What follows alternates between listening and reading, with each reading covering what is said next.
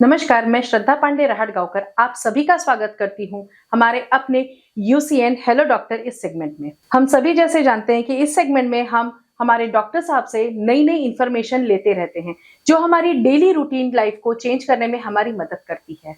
आज के भागदौड़ वाली जिंदगी में हम जो कुछ भी खाते हैं उसका सीधा असर हमारे शरीर पे पड़ता है। तो आज हम यहाँ पे आए हैं गीताई कैंसर सेंटर में, जहाँ के डॉक्टर रोहित मुंद्रा जी से आज हम सारी बातें करेंगे। नमस्कार सर। नमस्कार, यूसीएन चैनल के सभी दर्शकों को मेरा सादर प्रणाम। मैं डॉक्टर रोहित मुंद्रा हूँ। मैं एमसीएच कैंसर सर्जन हूँ। मैं टाटा मेमोरियल हॉस्पिटल मुंबई, जो ऐसा समझिए विट्ठल की पंडरी होती है, तो कैंसर के लिए ट्रीटमेंट लेने के लिए जो सबसे अच्छा अस्पताल है पूरे भारत में वो है टाटा अस्पताल।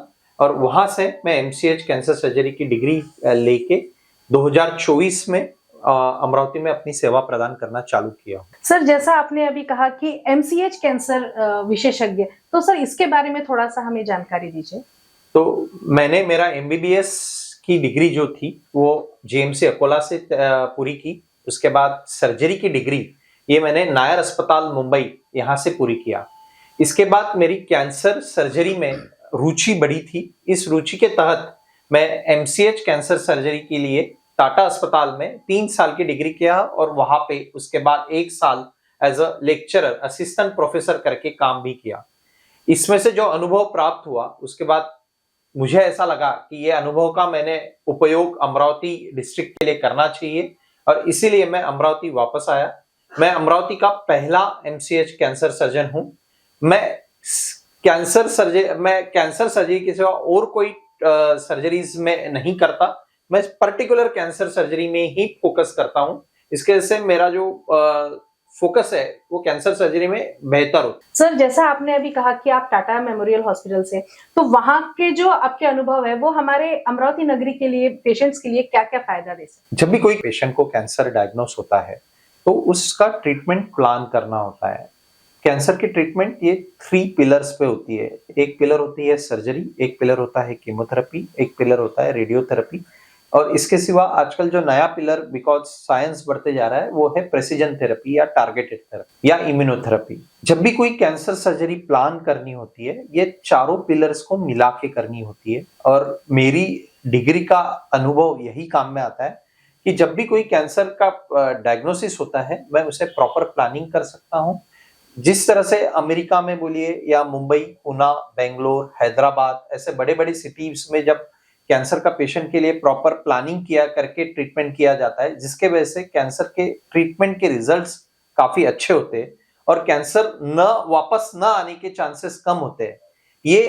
यही अनुभव मैं मुंबई में सीखा हूँ टाटा अस्पताल में और इसी अनुभव का उपयोग मैं अमरावती में कर सकता हूँ। That's great sir. सर, वैसे देखा जाए तो आम धारणा है कि कैंसर का इलाज बड़े सिटीज में ही होना चाहिए, तो इसके ऊपर आप क्या रोशनी डालेंगे? यही धारणा को तोड़ने के लिए तो मैं अमरावती आया हूँ। बेसिकली मुंबई, पुणे, हैदराबाद यहाँ पे जब हमारा पेशेंट जाता है उस पेशेंट को ट्रीटमेंट का खर्चा तो आता ही है। बड़े बड़े अस्पताल में बड़ा बड़ा खर्चा होता है। इसके सिवा उनको रहना, खाना, पीना इसका भी खर्चा आता है। कैंसर की ट्रीटमेंट ये 4 दिन या 5 दिन या 1 हफ्ते की नहीं होती। कभी कभी 6 महीने से 8 महीने मिनिमम से, कभी कभी 1 साल 2 साल भी चलती है। जब कैंसर की ट्रीटमेंट इतनी लॉन्ग टर्म चलती है तो इस बात में जब हम बड़े शहरों में अमरावती का आदमी जाता है वो पैसों से टूट जाता है, फाइनेंशियली टूट जाता है और कैंसर की ट्रीटमेंट बहुत पेशेंट्स की ऐसा अनुभव प्राप्त हुआ है मुझे कि वो पूरी ही नहीं होती। टाटा अस्पताल के बाजू में जो रास्ते हैं वहां पे तो टेंट्स लगे हुए हैं जहां पे पेशेंट्स 1-1, 2-2 साल तक उस टेंट्स में रहते हैं। यही दुख देख के पेशेंट्स का मैं अमरावती वापस आया और मेरा ये गारंटी है या फिर मेरी ये धारणा है कि कैंसर की ट्रीटमेंट जितनी लोकली करेंगे उतनी वो बेहतर रहती है। हमारे घर के बाजू में ट्रीटमेंट करने से हम पेशेंट घर पे रहता है, घर का आनंद तो मिलता ही है, साथ में खाने का सुविधा भी रहती है। इस तरह से कैंसर की ट्रीटमेंट में भी ब्रेक नहीं आता और वो बहुत अच्छी तरह से हो सकती है। प्लस हमारे यहाँ पे पैसों के वजह से कैंसर की ट्रीटमेंट नहीं अड़ेगी और ना ही कोई ऐसी मशीन है जो अमरावती डिस्ट्रिक्ट में नहीं है। सब सारी की सुविधाएं अमरावती डिस्ट्रिक्ट में अवेलेबल है। तो मेरा हर बार पेशेंट के लिए आह्वान होगा कि आपने कैंसर की ट्रीटमेंट जितनी चाहिए पॉसिबल हो लोकली करनी चाहिए। सर आप बिल्कुल टेंशन मत लीजिए, हम आपसे ज्यादा जानकारी लेने का प्रयास करेंगे। सर आपने अभी थोड़ा देर पहले कहा कि एमसीएच जो आपने अभी टर्म कहा, तो सर ये एमसीएच वाले विशेषज्ञों को ही क्यों प्रेफर करना चाहिए? कैंसर के सर्जरी में जब मैंने एमसीएच डिग्री किया तो नॉर्मली जो सर्जन होते हैं उनसे 3 साल ज्यादा पढ़ के मैंने एमसीएच ये डिग्री हासिल किया, और मैं सिर्फ कैंसर का ही विशेषज्ञ होने की वजह से मैं कैंसर की ट्रीटमेंट को ही डिटेल में कर सकता हूँ, उसका प्लानिंग कर सकता हूँ। जैसे मैंने अभी अभी कहा कि कैंसर की ट्रीटमेंट में प्लानिंग ये सबसे बड़ा इंपॉर्टेंट चीज है, क्योंकि कैंसर का एक मूल गुणधर्म होता है, वो वापस आने की संभावनाएं बहुत ज्यादा होती है। अगर उसका प्लानिंग अच्छे से ना हो तो वापस आके पेशेंट की लाइफ में भी डिफिकल्टी हो सकती है, पेशेंट की जान भी पेशेंट खो सकता है। इसीलिए पेशेंट की कैंसर की ट्रीटमेंट का प्लानिंग होना बहुत जरूरी है, जो एमसीएच ये डिग्री के दौरान मुझे सिखाया गया और टाटा अस्पताल में अनुभव प्राप्त करने का मुझे सौभाग्य मिला, उसी तरह से प्लानिंग अमरावती में करना पॉसिबल हो रहा है। आप सभी जानते हैं आज 4 फरवरी है, तो सर कैंसर जागरूकता दिन है आज इस साल क्या थीम है कैंसर जागरूकता दिन के लिए, और आप क्या संदेश देना चाहेंगे हमारे व्यूअर्स को? आज कैंसर जागरूकता दिवस है। कैंसर जागरूकता दिवस की जो थीम है वो है यूनाइटेड बाय यूनिक। हर कैंसर का पेशेंट ये अलग है, हर कैंसर के पेशेंट को इंडिविजुअली ट्रीट किया जाना चाहिए, हर कैंसर के पेशेंट को उसकी ट्रीटमेंट उसके हिसाब से प्लान होना चाहिए। ये अभी विज्ञान जैसे जैसे बढ़ते जा रहा है वैसे वैसे मनुष्य को समझ में आ रहा है, और इसी थीम पे बेस हर जने की ट्रीटमेंट अब प्रेसिजन ट्रीटमेंट जिसे बोलते हैं वो प्लान हो रही है। कहाँ हमें सर्जरी करनी है, कहाँ हमें कीमोथेरेपी देना है, कहाँ हमें सिर्फ लाइट देना है, कहाँ हमें इन सबका कॉम्बिनेशन देना है, कहाँ अभी नई नई आई हुई थेरेपी जैसे इम्यूनोथेरेपी, टारगेटेड थेरेपी ये यूज करनी है, कहाँ पे हमें रुकना है, कहाँ पे हमें बहुत तेजी से आगे बढ़ना है। ये सब हर पेशेंट के लिए अलग अलग है, जिसे कैंसर की थीम में बोला गया है यूनाइटेड बाय यूनिक। हम सब एक है पर तो भी हम डिफरेंट है। इसी तरह से कैंसर की ट्रीटमेंट हर मानव की ये डिफरेंट है, और इसी थीम पे बेस अभी विज्ञान आगे बढ़ रहा है। सर जैसे लंग कैंसर है, अन्न नलिका का कैंसर है, उसके बाद पेट का कैंसर है, ऐसे बहुत सारे अलग अलग प्रकार के कैंसर है, तो इसके लिए अमरावती में क्या इलाज पॉसिबल है? जी हाँ मैडम, 100% पॉसिबल है। इनफैक्ट 2024 से अभी 2025 तक मैं अन्न नलिका के कैंसर में कम से कम 10 या 12 सर्जरी कर चुके हैं। लंग कैंसर की ट्रीटमेंट्स हम हर महीने कम से कम 2 या 3 की कर रहे हैं। ये कैंसर की ट्रीटमेंट करने के लिए कोई बड़े शहर जाने की जरूरत नहीं है, इसके सब विशेषज्ञ हमारे यहाँ उपलब्ध है, और ये कैंसर की ट्रीटमेंट आधुनिक तरीकों से अमरावती में हो रही है। गीताई कैंसर सेंटर में ही कीमोथेरेपी और सर्जरी दोनों सुविधा उपलब्ध है, और यहाँ पे दोनों विशेषज्ञ कीमोथेरेपी के विशेषज्ञ भी हमारे यहाँ उपलब्ध है और सर्जरी के विशेषज्ञ भी उपलब्ध है, एवं रेडियोथेरेपी के जो विशेषज्ञ है वो भी यहाँ पे महीने में पहला शनिवार और तीसरा शनिवार आके विजिट करते हैं, और हम उनके साथ में आगे का प्लानिंग करते रहते हैं, जिनको लाइट की थेरेपी या रेडियोथेरेपी भी लगने वाली है। सर जैसे कि आज कैंसर डे है, तो आप विदर्भ के लोगों के लिए क्या संदेश देना चाहेंगे? मैं ये जरूर बताना चाहूंगा विदर्भ के जनता को, और विदर्भ की जनता को ही नहीं पूरे भारत की जनता को, कि कैंसर काफी तेजी से फैलते जा रहा है। कैंसर तेजी से फैलने के लिए बहुत सारे कारण हैं, हर कारण को मानव अलग नहीं कर सकता अपनी लाइफस्टाइल से, पर कुछ ऐसे कारण हैं जो लाइफस्टाइल के वजह से हो रहे हैं। उसमें सबसे पहले क्रम पे आता है तंबाकू खाना, सिगरेट पीना, खर्रा खाना, गुटखा खाना। मैंने लगभग 20 से 30 साल की उम्र के कैंसर के पेशेंट भी देखे हैं। मेरा अभी एक पेशेंट जो 25 साल की उम्र का था, उसका जबड़ा मुझे तोड़ना पड़ा। ऐसे यंग एज में भी कैंसर हो रहा है, क्योंकि हम आदी हो चुके हैं तंबाकू खाने के, सिगरेट पीने के, उसके सिवा खर्रा खाने के, गुटखा खाने के। कुछ कैंसर ऐसे हैं जो तंबाकू के वजह से होते हैं, उसमें सबसे प्रोमिनेंट और सबसे नंबर 1 पे जो भारत में कैंसर है वो है ओरल कैंसर।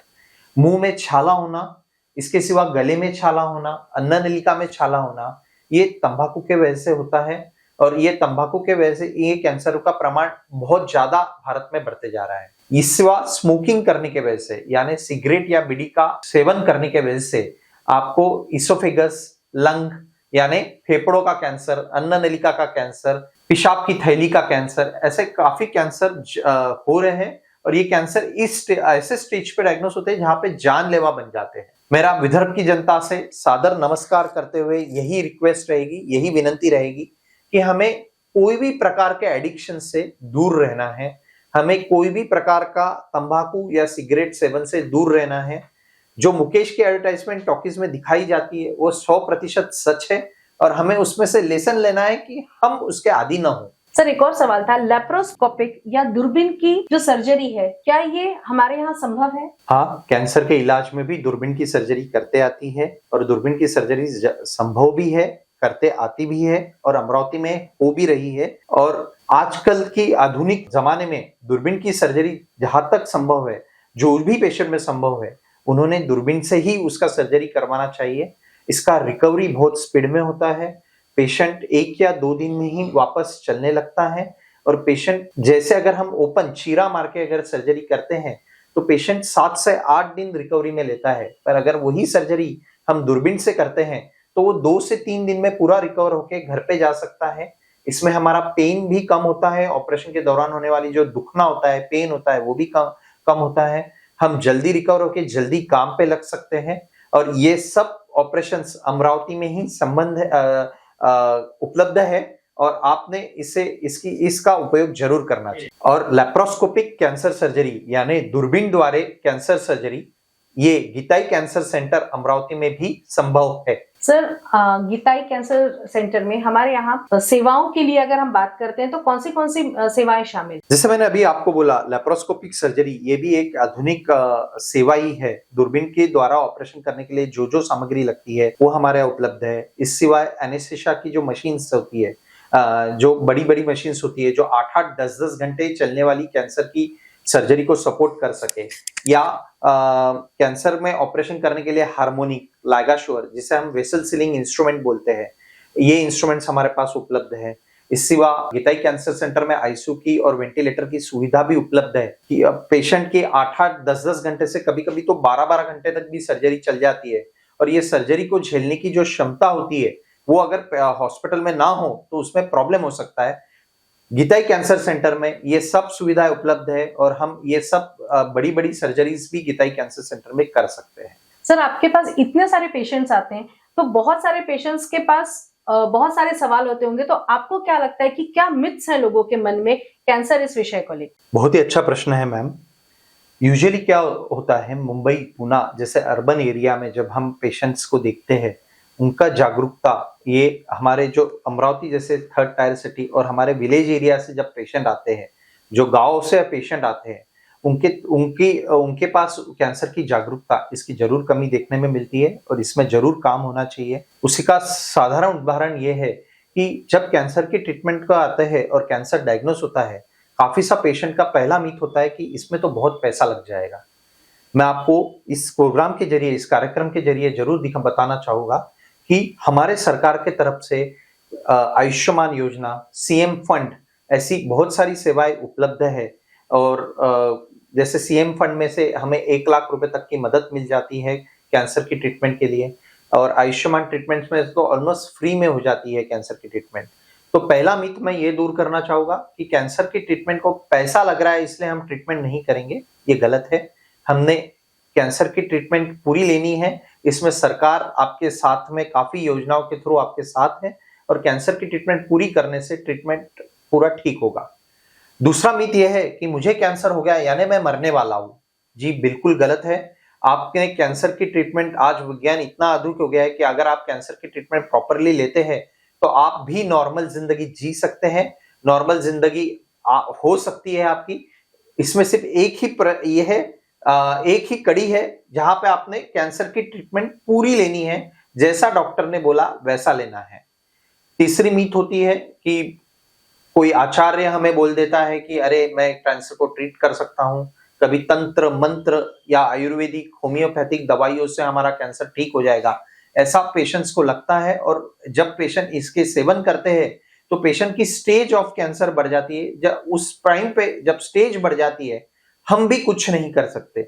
इसलिए कैंसर की ट्रीटमेंट ये जो आधुनिक विज्ञान है उसी की तरह से ली जाए और साथ में अगर आधुनिक विज्ञान को मान्य ट्रीटमेंट के साथ अगर हम आयुर्वेदिक होम्योपैथिक ट्रीटमेंट ले तो इसका उपयोग ज्यादा अच्छी तरह से होगा और कैंसर ठीक होने में ज्यादा संभावना अच्छी रहेगी। मेरा सभी को यह कहना रहेगा कि योग्य सलाह योग्य परामर्श से कैंसर ठीक होना संभव है और आपने कोई भी मन में एक प्रश्न न रखते हुए कैंसर के ट्रीटमेंट पे योग्य डॉक्टर से सलाह लेना जरूरी। सर वैसे देखा जाए तो कैंसर बहुत तेजी से बढ़ता हुआ एक रोग दिख रहा है, लेकिन अगर हमें उसको आंकड़ों में मापदंड में अगर नापा जाए तो आपका क्या कहना है, आपका क्या मानना है कि कितना परसेंटेज होगा कैंसर का? कैंसर का अनुमान प्रतिशत ये लगभग अगर हम कंपेयर करें पूरे वर्ल्ड से तो हमारे यहाँ 15 से 20% पेशेंट्स में कैंसर दिख के आता है। मतलब अगर 100 पेशेंट्स अगर हमारे यहाँ बीमारियों से आते होंगे कोई अस्पताल में तो उसमें 15 से 20 पेशेंट ये कैंसर के होते हैं। पहले भारत काफी पीछे हुआ करता था, पश्चिमात्य संस्कृति के पीछे हुआ करता था कैंसर के नंबर्स में, पर हम लगभग अभी मैच कर गए हैं या हम उसके भी ऊपर जा रहे हैं। भारत में ऐसा भी जरूर दिख के आ रहा है कि हमारे यहाँ कैंसर यंगर उम्र में ज्यादा हो रहा है, यानी एक 30 साल से 50 साल की उम्र में भी हमारे यहाँ 5 से 10% पेशेंट में कैंसर दिख के आ रहा है, जो काफी भयावह बात है और इस बात पे चर्चा होनी चाहिए। सरकार के तरफ से तो होनी चाहिए और हमारे लोकल लेवल पे भी इसकी चर्चा होनी चाहिए।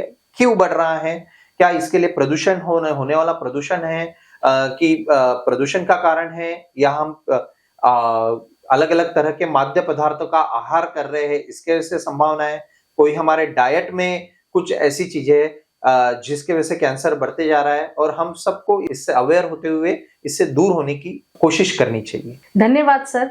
तो आज हमने जाना कि कैंसर से कैसे बचा जा सकता है, अगर कैंसर होता है तो उसके लिए हमें उसकी रोकथाम के लिए हमें क्या क्या चीजें करनी चाहिए। हमारे विदर्भ में भी कितनी सारी चीजें हैं जिसको यूज करके, जिसकी सेवाएं लेकर के हम आज अच्छी जिंदगी जी सकते हैं। आज छोटी बड़ी हर समस्या अगर कैंसर से रिलेटेड कोई भी हो तो सर ने हमें सभी मुद्दों पे बहुत अच्छी रोशनी डाली। धन्यवाद सर, बहुत बहुत शुक्रिया आपका, आपने बहुत अच्छा मार्गदर्शन किया।